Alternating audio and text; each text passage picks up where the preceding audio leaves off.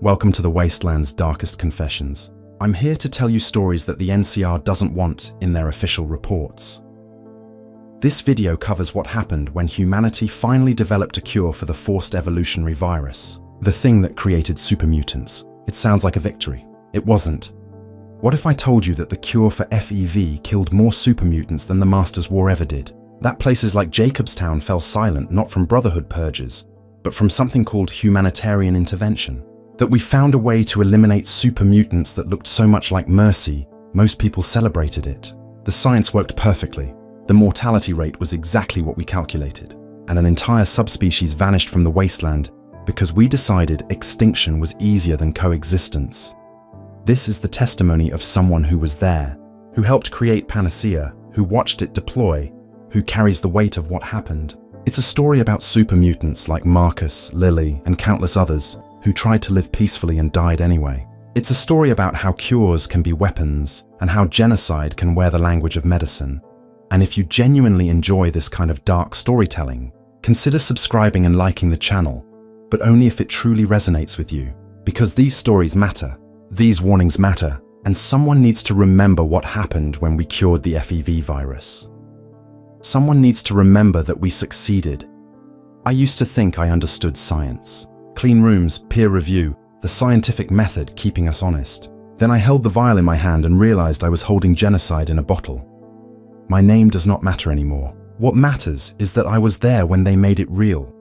When Panacea went from theory to practice, I watched the first test. I will carry that image until whatever remains of my conscience finally gives out. Let me start where most testimonies start, with the lie we told ourselves. We called it a breakthrough. The NCR scientists, the Brotherhood scribes, even a handful of ex-Enclave researchers who had nowhere else to go, all crammed into a facility that used to be a pre-war pharmaceutical lab. We had one goal: eliminate FEV from the genetic code of super mutants. Cure them, save them. Noble words for what became the end of an entire subspecies. The project began with hope, or at least what we pretended was hope, after 2 centuries of FEV mutations. After the Masters' defeat, after Mariposa fell, super mutants had become part of the Wasteland's fabric. Some were raiders, yes, brutal and mindless. But others, you knew their names. Marcus, the old soldier who ran Jacobstown. Lily, the grandmother trapped in a hulking body who still sang lullabies to bighorners. Fawkes, who chose philosophy over violence in the ruins of Vault 87. They were people. Mutated, massive, but people. The breakthrough came from studying Brian Virgil's work. That Institute scientist who infected himself with FEV to survive the glowing sea, then reversed it with a retrovirus. His serum proved it was possible, that FEV modifications were not permanent. We replicated his research, refined it, scaled it. What took him months in a cave took us weeks in a proper lab. We created Panacea, a second-generation retrovirus that did not just cure one strain of FEV, it targeted the core mechanisms that made all FEV work.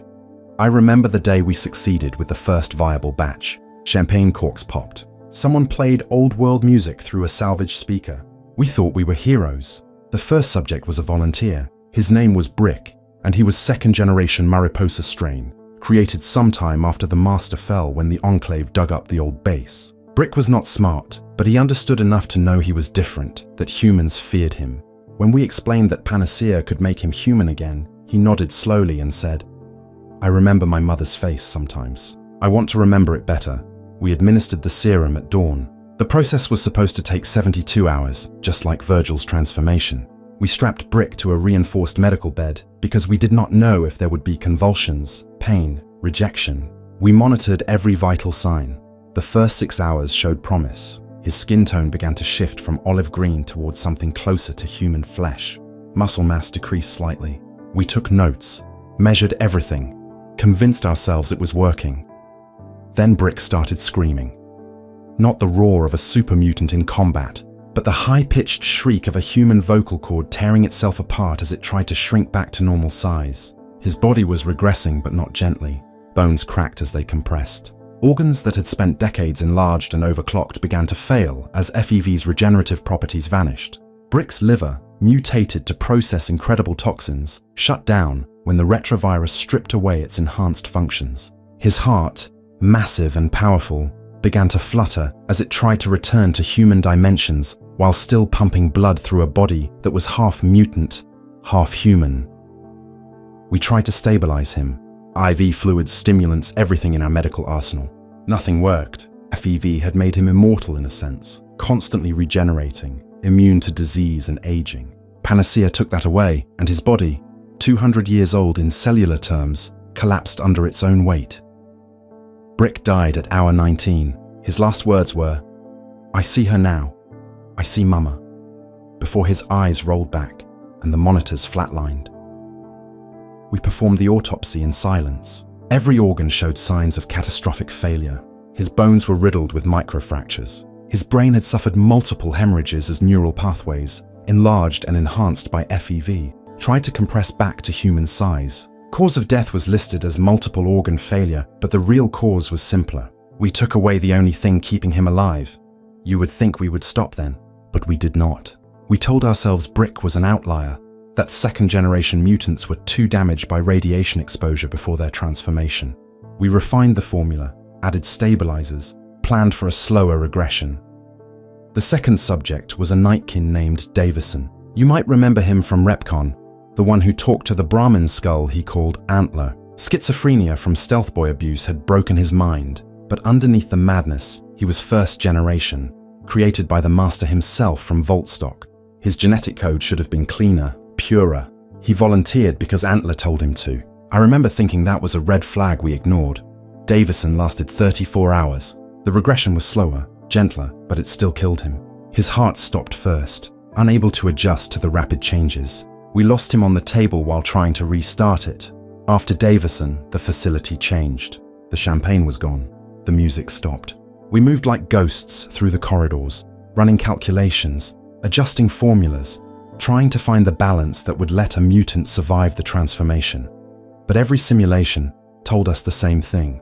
FEV had given super mutants functional immortality, constant cellular regeneration that kept them alive far beyond human limits. Panacea removed that regeneration. The older the mutant, the more dependent their body was on FEV's effects, the less chance they had of surviving the cure.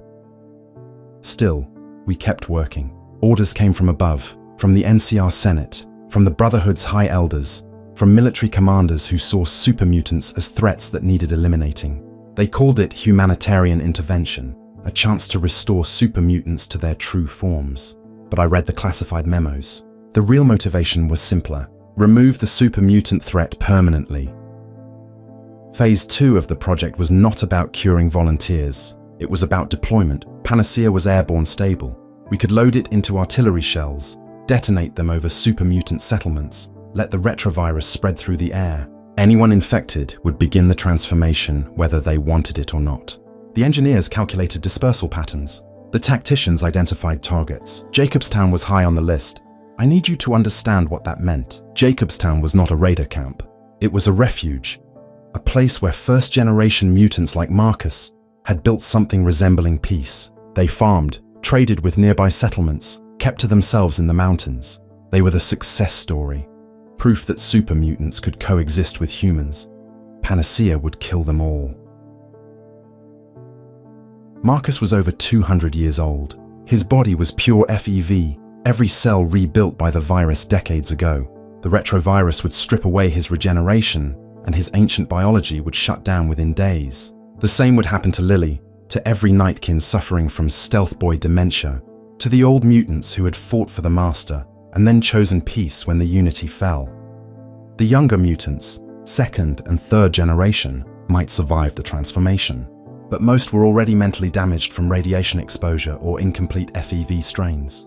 Reverting them to human would not restore their minds. They would be brain-damaged humans instead of brain-damaged mutants, assuming they survived at all. I ran the numbers 50 times. Mortality rate was projected at 85% within the first week of exposure. Of the 15% who survived, most would suffer permanent organ damage, neurological impairment, reduced lifespan. We were not offering a cure, we were offering a death sentence with extra steps. The project director, a Brotherhood paladin named Ashford, reviewed my findings and said, "This is acceptable." The Brotherhood has been trying to eliminate super mutants for 2 centuries. If some die during the cure, that is unfortunate but necessary. We proceed with field testing. Field testing meant real targets. We identified a small raider camp in the ruins of Nevada, 24 super mutants who had been harassing caravans. The morality was easier to justify. These were hostiles, killers. If Panacea worked, we would save human lives. If it did not work perfectly, well, they were raiders anyway. The strike happened at midnight. Artillery shells loaded with Panacea rained down on the camp. The retrovirus was aerosolized on impact, invisible, odorless, spreading through the air faster than the mutants could react. By the time they realized something was wrong, they had already been infected. We monitored from a distance with long-range sensors. Thermal imaging showed their body temperatures spiking as FEV began breaking down. Vital signs fluctuated. One by one, the signatures vanished. The cleanup team went in at dawn. They found 23 bodies in various stages of transformation. Some had regressed partially, skin pale, muscles atrophied, eyes still open in final moments of agony. Others had barely changed at all before their systems failed. None survived. The youngest mutant in the camp was maybe 40 years old, created during the Enclave's excavation of Mariposa. He came the closest to completing the transformation, his body nearly human when his liver gave out. The oldest was a first-generation Unity veteran, his body so dependent on FEV that he died within hours of exposure. Ashford reviewed the footage and said, acceptable losses. Increase the payload for the next test. We moved to a larger target within the month. That was when I understood what we had really created. Panacea was not a cure. It was a weapon. The name itself was a lie. Panacea means universal cure, something that heals all ills. What we made was selective extinction. And the worst part? It would work. Deploy enough Panacea and you could eliminate every super mutant in the Wasteland within a year. The raiders would die. The threats would die. But so would Marcus. So would Lily. So would every mutant in Jacobstown, in Broken Hills, in any settlement where they had found peace.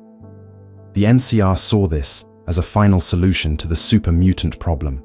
The Brotherhood saw it as purging abominations from the world. Even some Wastelanders, people who had lost family to mutant raids, they would celebrate when Panacea deployed. But there were mutants who had saved human lives. Fawkes had sacrificed himself to enter the irradiated chamber at Project Purity, when no human could survive. Marcus had founded communities where species coexisted.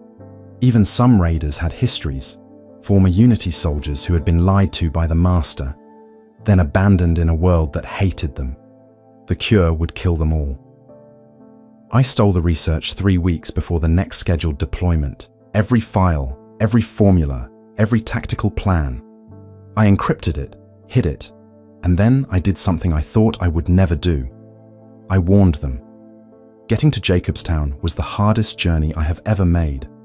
The mountains are treacherous, the wildlife hostile, and I had to avoid NCR patrols who would have shot me as a deserter, but I made it.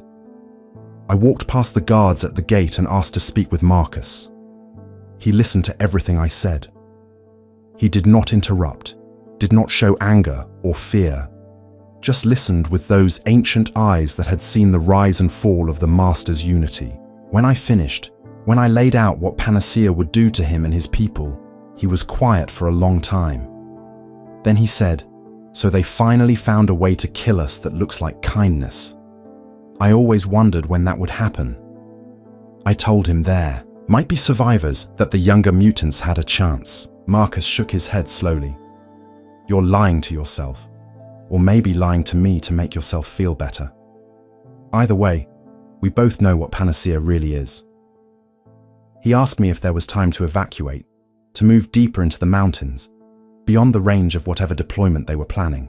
I told him maybe, but that Panacea would spread. If the NCR and Brotherhood wanted super mutants gone, they would keep deploying it until every settlement fell.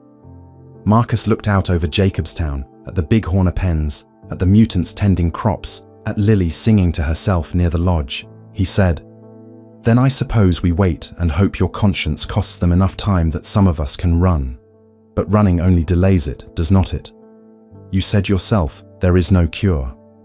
And when I asked what he meant, he smiled, a gesture that looked wrong on a super mutant face, but somehow sad and human all at once. "Panacea is not a cure for us," he said. "It is a cure for the Wasteland's super mutant problem. The patient they are curing is humanity. We are the disease they are eliminating." Marcus asked me to stay the night, not because Jacobstown was safe, nowhere was safe anymore, but because he wanted me to see something before I left. He said, understanding what we were about to lose might matter to someone, even if that someone was just a guilt-ridden scientist looking for absolution. I followed him through the settlement as evening fell. The temperature dropped fast in the mountains, and I watched super mutants move through their routines with a strange domesticity I had never associated with their kind. One group played cards outside the lodge, their massive hands handling the fragile pre-war deck with surprising delicacy. Another worked on repairing a fence, arguing good-naturedly about whether to reinforce it with metal or wood. Lily was still, at the bighorner pen, and as we passed, I heard her humming something that took me a moment to recognize. "Rockabye Baby," the same lullaby my own mother sang to me, before the bombs, before everything. Marcus caught me staring. "She was 75 when the Master's army raided Vault 17, he said. Had grandchildren. Becky and Jimmy, she calls them in her sleep. Sometimes she remembers they're dead. Most times, the stealth boy damage keeps her in a loop where they're still young and she's still their grandmother." I asked if the Nightkin medication helped. Marcus shrugged, a gesture that moved his entire massive frame. "Dr. Henry's been working on a cure for the schizophrenia for years. Never found one that works without taking away the memories too. Lily can choose between madness with her grandchildren or sanity without them." He paused, looking at her. "She chooses the madness, wouldn't you?" We walked further, and Marcus pointed out other mutants, telling me their stories. "That one there, his name's Neil. First generation, like me. He was a caravan guard before the Master's army took him.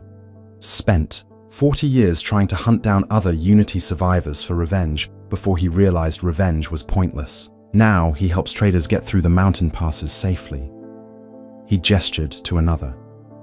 "That's Keen. Nightkin. Paranoid, angry, barely holding it together. But he's here instead of out raiding because he still believes there's a cure for what the stealth boys did to his mind. Hope keeps him civil. Take away hope, and he'll kill everyone in this settlement before you can blink." I realized what Marcus was doing.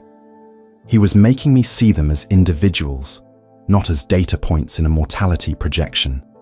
Every mutant in Jacobstown had a history, a reason for being there, a thread connecting them to the human they used to be. Panacea would sever all those threads. We reached the lodge, and Marcus invited me inside to his office.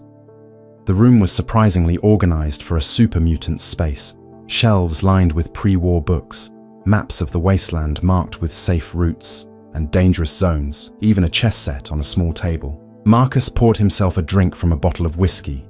Where he got it, I did not ask, and offered me one. I accepted. My hands were shaking. "Tell me about the science," Marcus said. "Not the weapons deployment, not the politics. Tell me what Panacea actually does to us." So I explained it, the technical details I had avoided before. How FEV creates a quad helix DNA structure that constantly repairs and regenerates tissue. How this makes super mutants effectively immortal, immune to aging and disease. How Panacea is a retrovirus that breaks down that structure, attempting to revert the DNA to a standard double helix. How the reversion process is catastrophic for anyone whose body has spent decades relying on FEV's regenerative properties. Marcus listened, nodding occasionally. When I finished, he said, "So we don't die from the cure. We die from suddenly being mortal again after 200 years of being functionally immortal. Our bodies can't handle it." "Exactly," I said. "For younger mutants, second or third generation, there's a chance. Their bodies haven't fully adapted to FEV immortality yet. But for first-generation mutants like you, mutants created by the Master himself, the mortality rate is nearly 100%. Your biology is too changed. Remove FEV and everything collapses. Marcus took a long drink. So the Master was wrong about Unity creating a perfect race. But he was right that we can't go back. We're stuck as what we are. I started to respond, but he raised a hand. Let me tell you something about the Unity. About what Richard Gray really wanted. People think the Master was evil, a mad scientist playing God. Maybe he was. But I was there. I believed in him, and I can tell you what drove him. He saw the Great War and understood that humanity's differences, race, nationality, ideology, led to nuclear annihilation. So he thought, what if we eliminate the differences? Make everyone the same, physically equal. No more reasons for petty conflicts. That was Unity.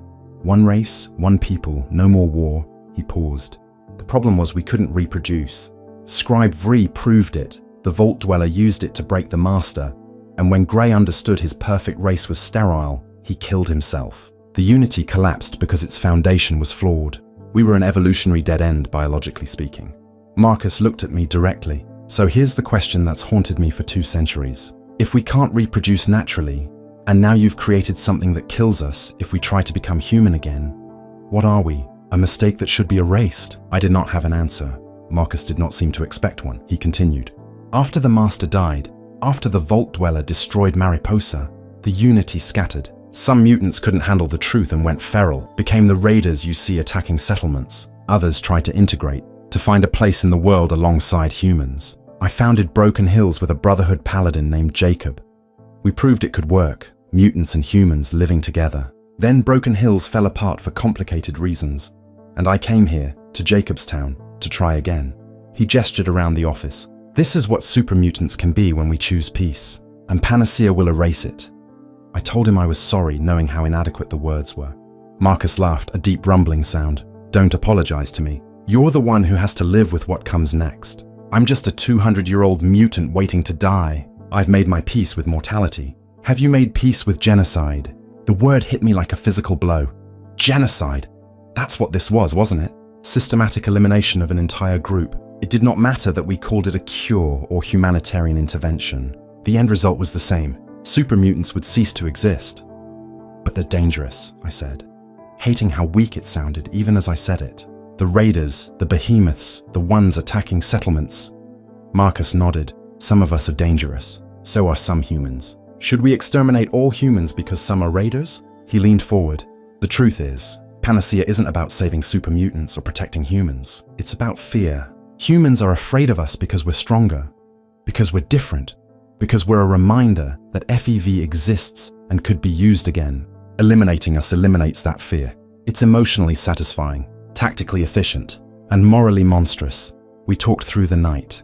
Marcus told me more stories about the Master's vision of unity, about the wars after the cathedral fell, about the mutants who chose peace and the ones who chose violence. He talked about Forks, the intelligent mutant from Vault 87, who helped the lone wanderer save the capital Wasteland, despite humans hating him. About Strong, the Mariposa mutant in the Commonwealth, who traveled with the sole survivor searching for the milk of human kindness from Shakespeare. About Uncle Leo, the pacifist super mutant who wandered the capital Wasteland, giving gifts to travelers who were too afraid to accept them. All of them, Marcus said, are proof we can be more than what FEV made us. And all of them will die if Panacea spreads. The intelligent ones, the peaceful ones, the ones who tried to be better. They'll die alongside the raiders and behemoths, because your cure doesn't discriminate. It just kills. As dawn approached, I asked Marcus what he was going to do. He shrugged again. Warn the others. Help those who want to run. Find deeper hiding spots. Dr. Henry will probably try to develop a counter-agent, something to stabilize mutants during the transformation, though I doubt he'll succeed in time. He paused. And some of us will stay, accept what's coming. Maybe even volunteer for Panacea, see if we're lucky enough to survive the transformation. You'd volunteer? I asked, stunned. After everything you just told me. Marcus smiled that sad, wrong smile. I'm tired. 200 years is a long time to carry memories of everyone you've lost. If there's a chance Panacea could make me human again, even a small chance, part of me wants to take it. Go back to whatever I was before the Master's army took me. He shook his head. But I'm first generation. I'll die. So will most of us. That's just mathematics. We walked outside as the sun rose over Jacobstown. The settlement looked peaceful in the morning light. Smoke rising from cooking fires. Mutants beginning their daily routines. It was hard to believe this place was doomed, that within months or weeks it might be empty, bodies scattered, another settlement erased from the map. Marcus walked me to the gate. Before I left, he gave me something, a data chip containing records from Jacobstown, testimonies from the mutants living there, proof that super mutants were capable of civilization. Take this, he said. When Panacea deploys and we're gone, someone should remember we were here, that we tried. I took the chip. I should have said something profound, something to acknowledge the magnitude of what was about to happen. Instead, I just said, I'll remember. Marcus nodded. Then go and don't come back. When Panacea hits Jacobstown, I don't want you here trying to help. You've done enough. I left Jacobstown that morning and never returned. I've heard stories since, rumors about what happened next, but I don't know what's true. Some say Marcus evacuated the settlement before the strike came. Others say he stayed and went down fighting when NCR forces moved in. A few claim he's still out there, hiding in the deep mountains, one of the last first-generation mutants alive.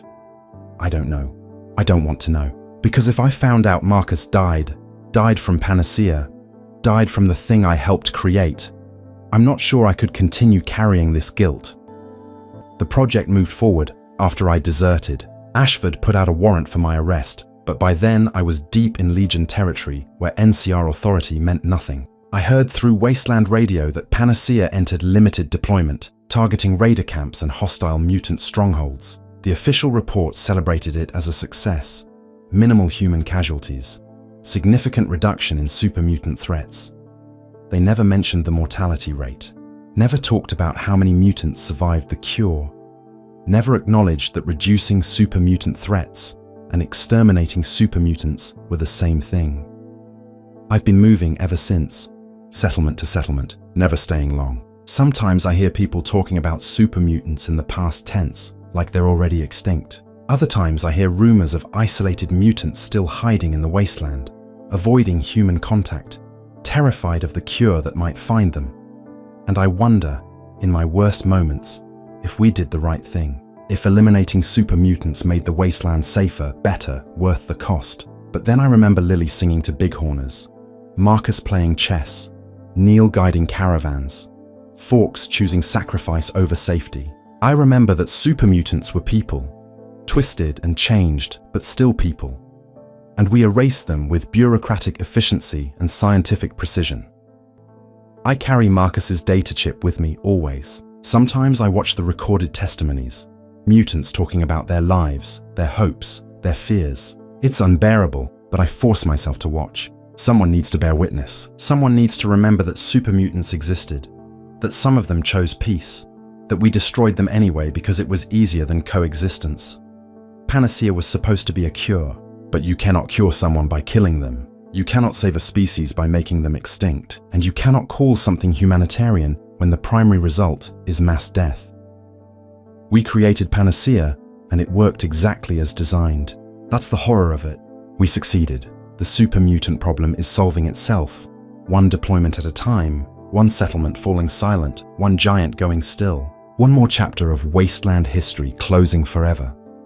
There's a moment that haunts me more than any other. Not Brick's death throes, not Marcus's sad smile, not even the classified projections showing Jacobstown's estimated casualties. It's smaller than that, more personal. 3 months after I fled the project, I was hiding in a settlement called Westside, on the outskirts of New Vegas. It was a poor place, struggling farmers and desperate refugees, but it was far from NCR patrols and no one asked questions. I kept my head down, helped with crops when they needed extra hands, tried to disappear into the anonymous mass of wastelanders just surviving. That's when I saw him. Mean son of a bitch. Yes, that was really his name. A bitter joke about how humans saw him. He was a super mutant, first-generation Mariposa strain, and he had been living in Westside for years. The locals tolerated him because he kept raiders away. He walked patrol routes every night, his massive frame visible against the darkness, making sure no one attacked while people slept. I watched him from a distance for weeks. He never spoke much, never caused trouble, just walked his routes and occasionally traded with settlers, ammunition for food. The children were afraid of him, but the adults nodded respectfully when he passed. He had earned his place there through years of consistent protection. Then the news came through a traveling merchant. The NCR had authorized wider Panacea deployment. The list of target zones included the Vegas outskirts. They were calling it a humanitarian corridor, offering super mutants voluntary treatment at designated facilities. Anyone who refused would be subject to mandatory exposure through aerosolized deployment. I knew what that meant. Mean son of a bitch would die, either walking into a treatment facility voluntarily or being hit by artillery shells loaded with the retrovirus. There was no third option. The NCR wasn't going to let super mutants continue existing in their territories, not when they had a solution. I should have warned him. I should have pulled him aside, explained what Panacea really did, given him time to run. But I didn't, because what would I say? That I helped create the thing that would kill him? That his years of protecting Westside meant nothing because humans decided his species was an inconvenience? That the cure offered with such humanitarian language was actually a death sentence? So I stayed silent. I watched mean son of a bitch walk his patrol routes every night, completely unaware that he had maybe 2 weeks left to live. And I hated myself for my cowardice. The deployment came on a Tuesday morning. I heard the artillery before I saw it. Distant thunder that wasn't thunder at all. 3 shells hit the outskirts of Westside, not aimed at the settlement itself, but at the patrol routes. The Panacea mist was visible in the early light, a faint shimmer that spread through the air faster than wind. Mean son of a bitch was caught in the second blast. I watched from a rooftop as he stumbled, confused, his massive form trying to make sense of what was happening. The retrovirus works fast once inhaled. Within minutes, it begins breaking down the quad helix DNA structure. He would have felt it immediately, a burning sensation in his lungs, his skin starting to tingle as cells began their catastrophic regression. He made it back to his shelter, an old maintenance building on the edge of the settlement. I don't know if he understood what was happening, or if he just knew he was dying. Either way, he went somewhere private to do it. I found him 3 days later. The settlers had been too afraid to check on him, worried it might be contagious, not understanding that Panacea was specific to FEV-modified biology. He was lying on a mattress he had dragged into the corner, his body partially transformed. The green skin had faded to a sickly pale tone. His muscles had atrophied significantly, leaving loose skin hanging from bones that had compressed unevenly. His face, which had been brutal and inhuman, was caught somewhere between mutant and human, a horror of half-finished transformation. His eyes were open. I don't know if he died in pain or if organ failure took him before the agony got too bad. I hoped for the latter, but the expression frozen on his face suggested otherwise. The settlers buried him without ceremony. One old woman who had known him longest said a few words about how he kept them safe, how he never asked for anything beyond basic necessities, how he deserved better than dying alone in a shed. Then they covered the grave and went back to their lives. Within a week, new guards had taken over the patrol routes. Mean son of a bitch was already forgotten, but I couldn't forget, because his death was my fault. Not directly, not personally, but through the chain of causation that I helped forge. I ran the calculations, I refined the formula, I made Panacea efficient enough for mass deployment, and super mutants like mean son of a bitch paid the price. That's when I started documenting everything. Not just the science, but the stories, the super mutants who died, the settlements that fell silent, the slow extinction happening across the wasteland. Someone needed to keep a record, to bear witness to what we did. I learned about the fall of Black Mountain, Tabitha, the Nightkin who had run the radio station, broadcasting her insane messages about mutant superiority. She was dangerous, yes, unstable, yes, but she was also traumatized by the Master's death, psychically linked to him when he died. The stealth boy abuse had shattered her mind further, until her only companion was a broken robot she called Rhonda. When Panacea hit Black Mountain, Tabitha and her followers never stood a chance. First-generation mutants, all of them, their bodies too dependent on FEV to survive the transformation. The settlement became a tomb, bodies scattered through the facility, some still clutching their weapons like they thought they could fight off cellular collapse. I learned about the Mojave super mutants, the remnants of the Master's army who had traveled east over decades, settling in caves and abandoned buildings. The NCR systematically cleared them out with Panacea strikes, calling it pest control in official reports. Most were raiders, violent and dangerous, but some were just trying to survive. avoiding human contact, no threat to anyone. They died the same way, gasping as their organs failed, their ancient bodies unable to handle mortality after 2 centuries of FEV-granted immortality. I learned about the Commonwealth, where the Institute had been creating super mutants through their own FEV experiments. When word of Panacea reached the East Coast, the Brotherhood of Steel immediately began developing their own version. They called it Project Purity, which was a sick joke considering that was the name of the water purification project Fawkes had helped save. The Brotherhood's version was cruder, less refined, but just as lethal.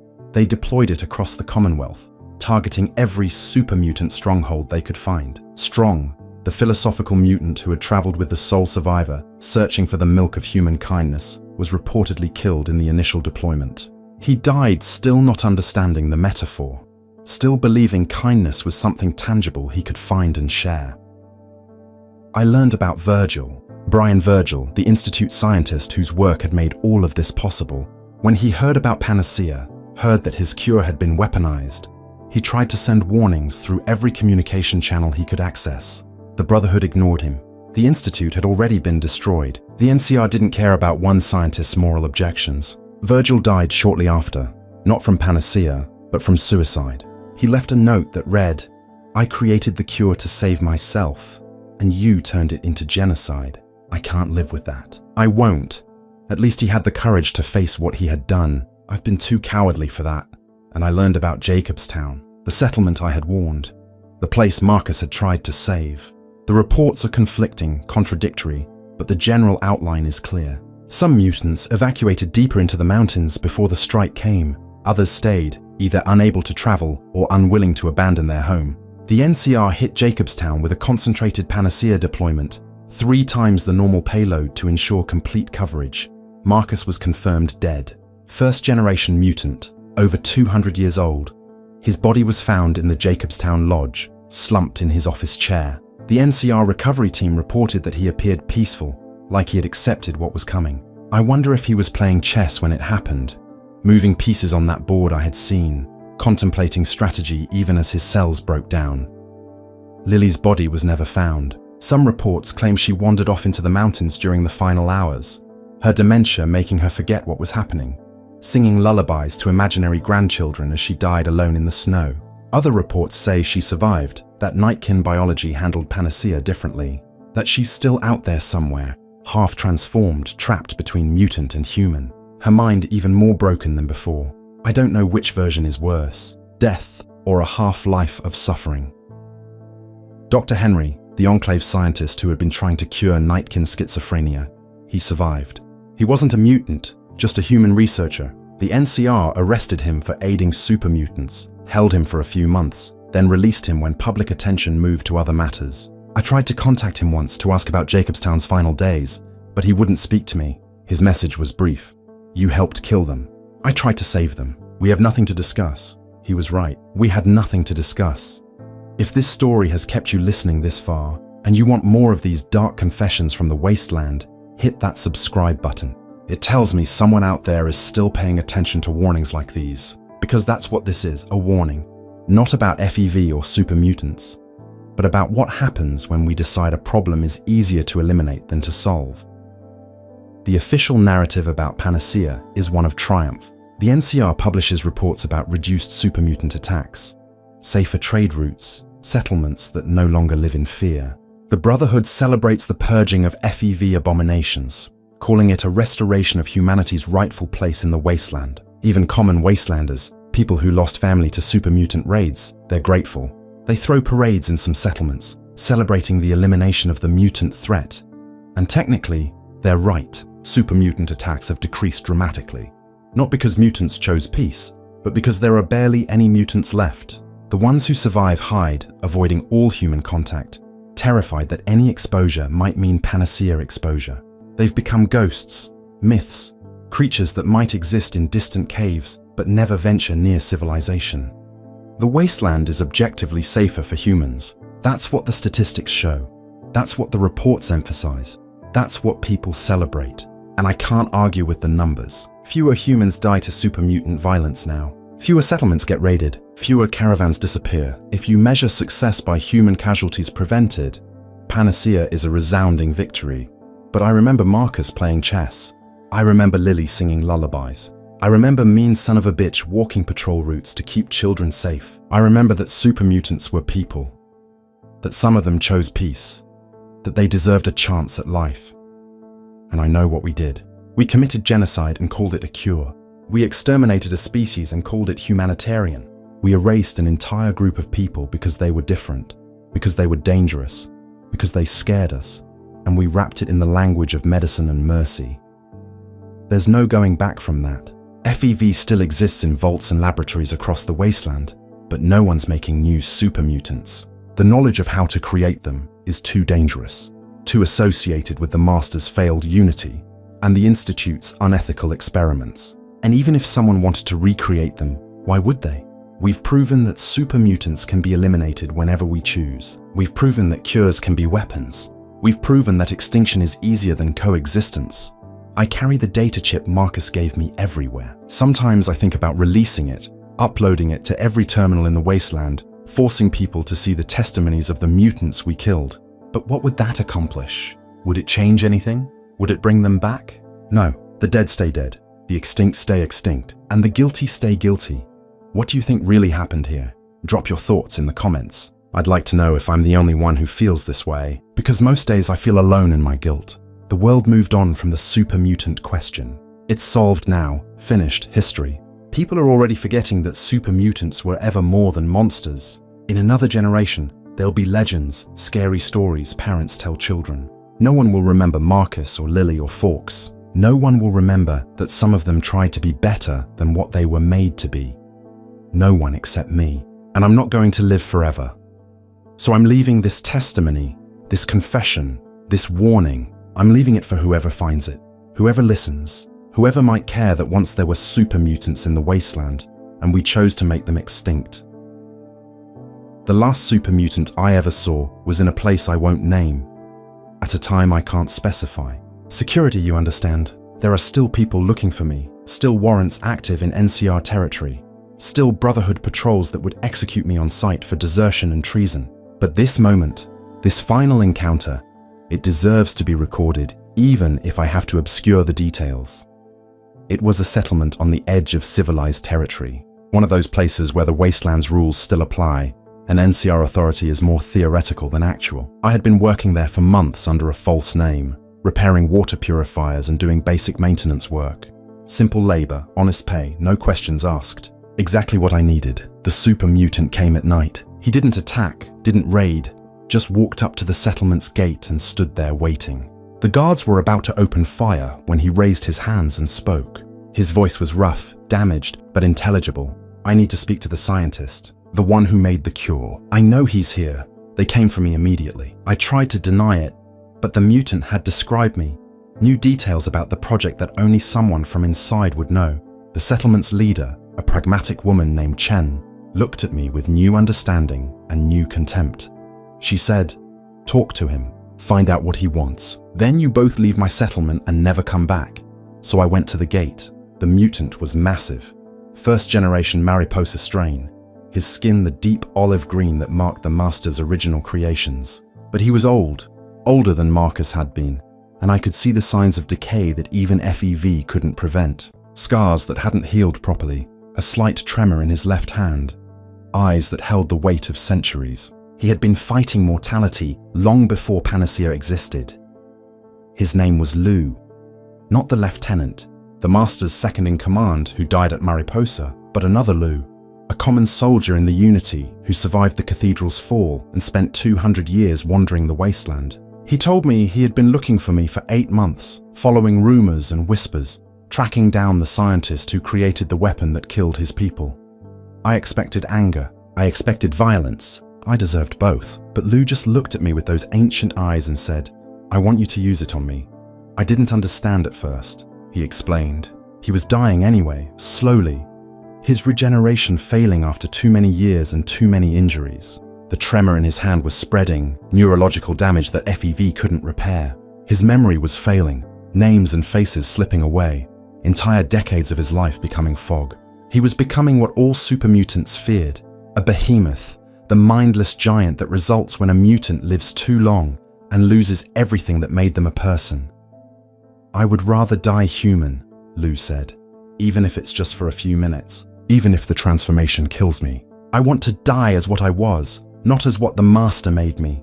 I told him I didn't have panacea anymore, that I destroyed my samples when I fled the project. He didn't believe me. He said he had tracked down other researchers, other scientists who worked on the cure, and they all told the same story. But he knew at least one of us kept a sample, kept the formula, kept the ability to create more. He had decided that person was me. He was right. I had kept one vial, hidden in my kit, telling myself it was for research, for potential counteragents, for any number of justifications that didn't include the truth. I kept it because I wanted the option to use it, the option to destroy it, the option to end the last connection I had to the project. Lou knew. Maybe he could smell it. Maybe he could see the guilt in my eyes. Maybe he was just that good at reading people after 2 centuries of experience. He said, "Please. I'm asking, not demanding. I know I have no right to request anything from you, but I'm begging, let me die human."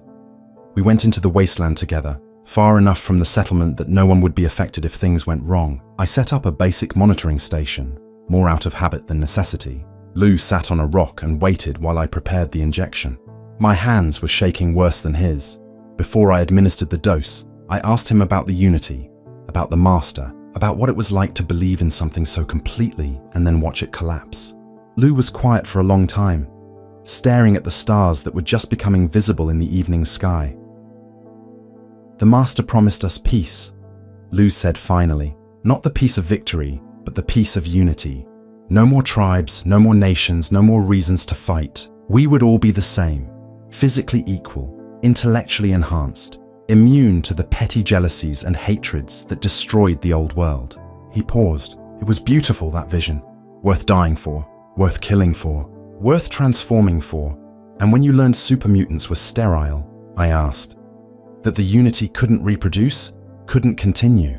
Lou smiled, and it was the saddest expression I had ever seen on a mutant face. "That's when we learned the Master was as flawed as the rest of us. He couldn't accept that his perfect vision had a fatal flaw.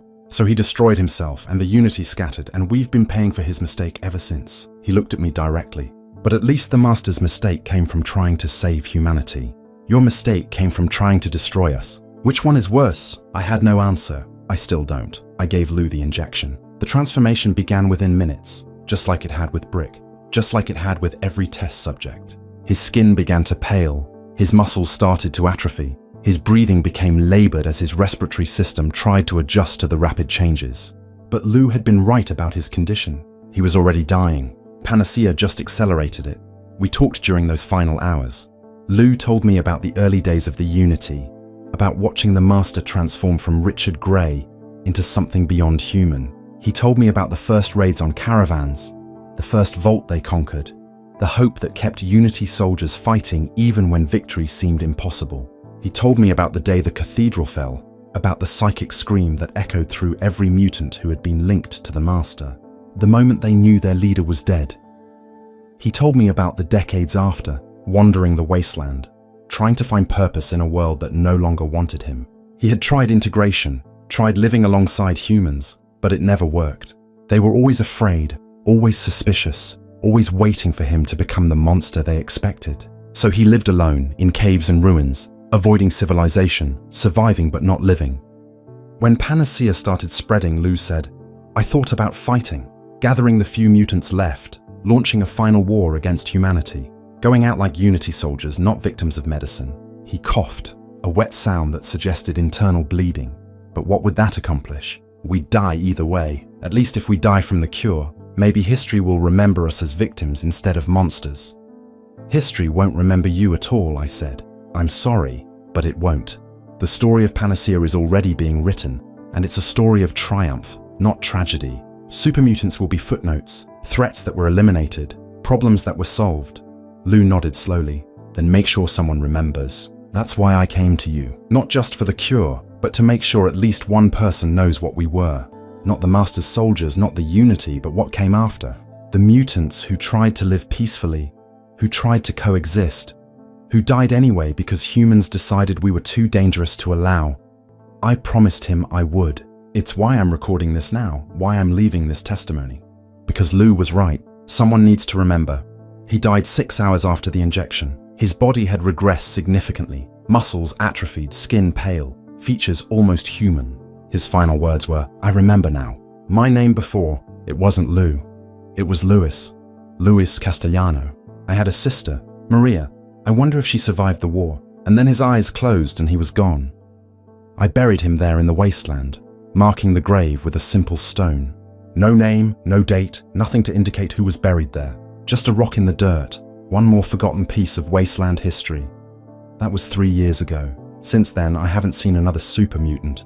Not one. The NCR reports that super mutant encounters have dropped to near zero. The Brotherhood has moved on to other threats. Even the settlements on the frontier, places where mutant raids were once common, they report years without incident. Panacea worked. The super mutant problem is solved. The Wasteland is safer for humanity. Everything we set out to accomplish has been accomplished. So why do I feel like we lost something irreplaceable? I've spent these 3 years trying to answer that question, trying to understand what we destroyed when we eliminated super mutants. It's not just the individuals, though their loss matters. It's not just the potential for coexistence, though that opportunity is gone forever. It's something deeper, more fundamental. Super mutants represented a challenge to humanity's understanding of itself. They were people who had been transformed into something else, something stronger and more durable, but also different and frightening. They forced humans to ask uncomfortable questions. What makes someone human? Is it biology or consciousness or choice? If someone is transformed against their will but retains their mind, are they still a person? Do they deserve rights, dignity, a chance at life? The Master answered those questions one way, by declaring super mutants superior and trying to transform everyone. The Wastelanders answered another way, by treating mutants as monsters to be killed or avoided. And we, the scientists who created Panacea, we answered by trying to eliminate the question itself. If there are no super mutants, we don't have to think about what they represent. But the question remains, even if the mutants are gone, because FEV still exists, the technology that created super mutants that's still in vaults and laboratories. Someone could use it again, create new mutants, restart the cycle. And when that happens, what will we do? Create another panacea? Another cure that kills? Another solution that exterminates? I think about this constantly. About what we've set in motion, what precedent we've established. We proved that genetic modification can be undone, that FEV transformations aren't permanent, that we have the power to eliminate an entire modified species if we choose. That's a dangerous power to possess. Who decides when it's used? Who determines which genetic modifications are acceptable and which require elimination?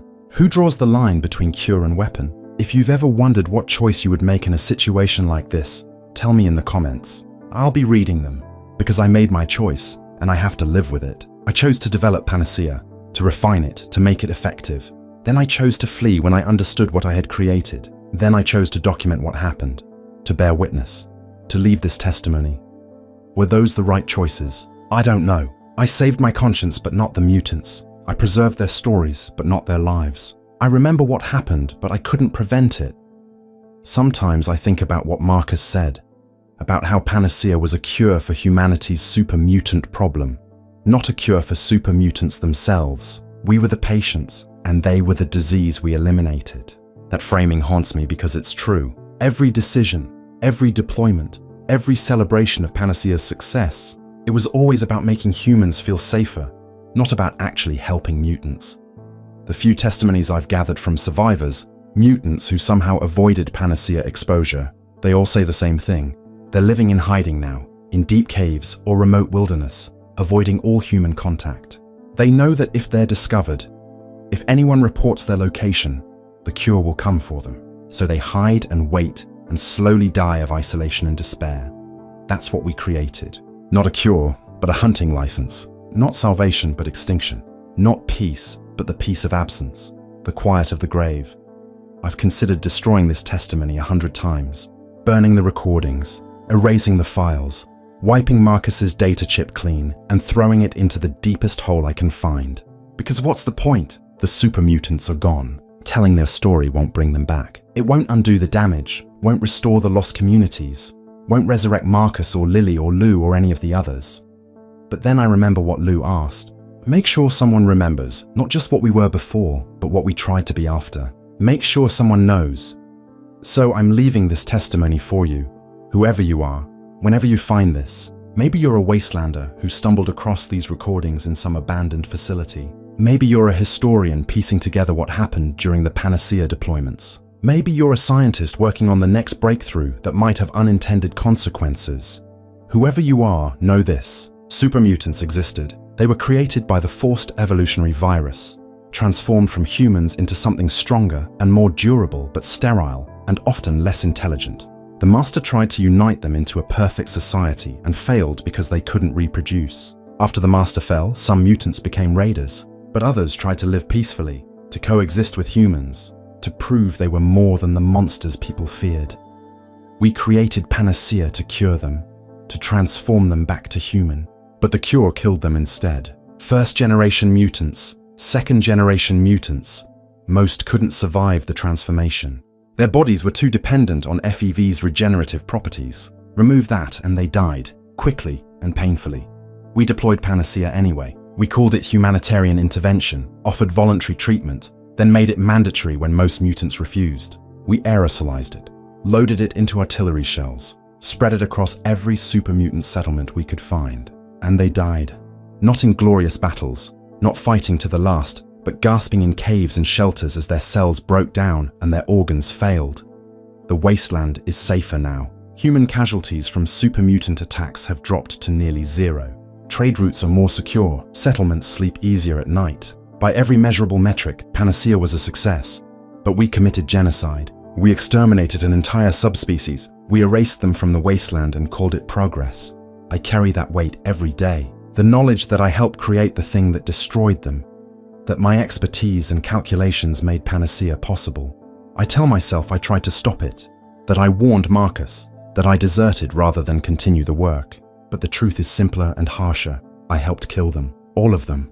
Every super mutant who died from Panacea exposure, who gasped their last breath as their body betrayed them, who reached for a humanity they could never reclaim. They died in part because of me, and I have to live with that. Not happily, not peacefully, but I have to live.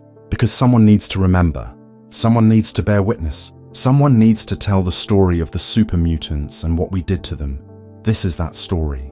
This is my confession. This is my warning. The Forced Evolutionary Virus still exists. Someone might use it again, create new mutants, restart the cycle. And when that happens, we'll have a choice. We can try to coexist, to find ways for modified and unmodified humans to live together. Or we can reach for Panacea, reach for the cure that kills, reach for extinction as a solution. I know which choice we made before. I helped make it. And I've spent every day since wishing I had chosen differently. Learn from my mistake. Learn from what happened to Marcus, to Lily, to Lou, to all the super mutants who tried to live peacefully and died anyway. Learn that cures can be weapons, that medicine can be genocide, that humanitarian language can disguise atrocity. Learn that some problems are harder to solve than to eliminate, and that choosing elimination, choosing extinction, choosing the easy solution, it costs something vital, something human, something we can never get back. The super mutants are gone now, extinct, eliminated, erased. The Wasteland has moved on, but I haven't. I carry their memory, their testimonies, their final words. I carry the weight of what we did, and the knowledge that it can never be undone. And I leave this for you. This testimony, this confession, this warning. Remember them. Remember what happened. Remember that once there were super mutants in the Wasteland, and we chose to make sure there never would be again. That's the story. That's the truth. That's what we did when scientists cured the FEV virus. We didn't save anyone. We just made extinction look like medicine. And God forgive us, it worked.